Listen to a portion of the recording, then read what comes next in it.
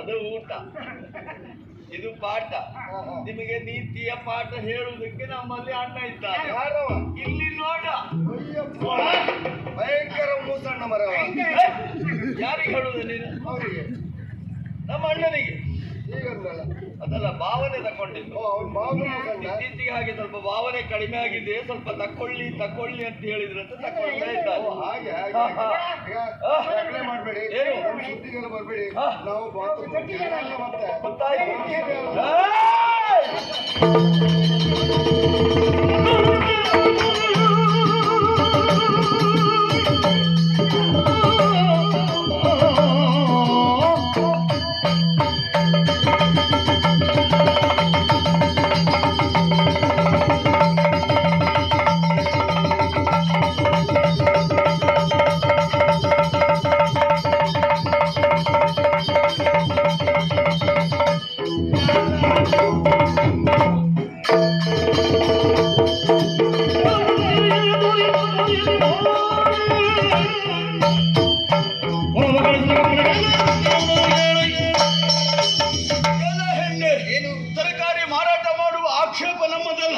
ಮಾರಾಟ ಮಾಡಬಹುದು.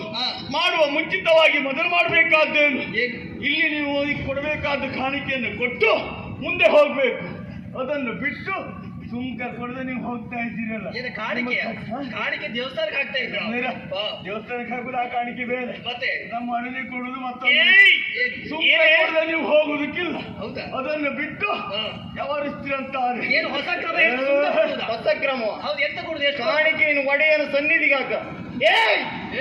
ಏನು ನೀನು ಹೊಸ ಕ್ರಮ? ತರಕಾರಿ ವ್ಯಾಪಾರ ಮಾಡ್ಬೇಕಂತಾದ್ರೆ ಸುಂಕವನ್ನು ಕೊಟ್ಟು ವ್ಯಾಪಾರ ಮಾಡ್ಬೇಕಿರುವುದಾಗಿ ನಿಬಂಧನೆ ಉಂಟು. 375 ಕೊಟ್ಟು ವ್ಯವಹಾರ ಮಾಡು.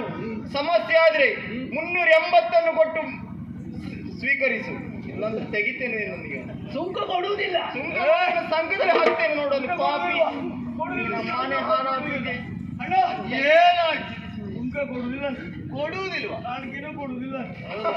ಬಿಡಬಾರ್ದು. ಕಾಣಿಕೆ ನಾವೆಲ್ಲ ಇಲ್ಲಿ ಯಾತ್ರೆ ಕೊಟ್ಟದ್ದು ಹಾಗಲ್ಲ, ಸುಂಕ ಕೇಳುವುದಷ್ಟೇ. ಏನಾದ್ರೂ ಬೇರೆ ಎಲ್ಲ ಬೇಡ. ಸ್ವಲ್ಪ ಕೊಡುವುದಿದ್ರೆ ಕೊಡ್ಲಿ. ಅವಳು ಕೊಡುವುದಿಲ್ಲ ಅಂತ.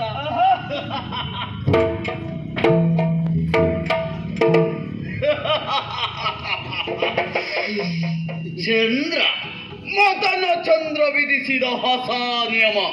ತರಕಾರಿ ವ್ಯಾಪಾರವನ್ನ ಮಾಡಬೇಕು ಅಂತಾದ್ರೆ ಜಾಗಕ್ಕೆ ಸಲ್ಲಬೇಕಂತ ಸುಂಕವನ್ನ ಕೊಡತಕ್ಕದ್ದು. ಕೊಡುದಿಲ್ಲ ಅಂತಾದ್ರೆ ಕೊಡುವುದಿಲ್ಲ. ನೀನು ಕೊಡುವುದೇ ಬೇಡ, ಮತ್ತೆ ನಾನೇ ಪಡೆದುಕೊಳ್ತೇನೆ. ನೀನು ಕೊಡುವುದೇ ಬೇಡ. ಕೊಡುದಿಲ್ಲ. ಸುಂಕ ಅಲ್ವಾ?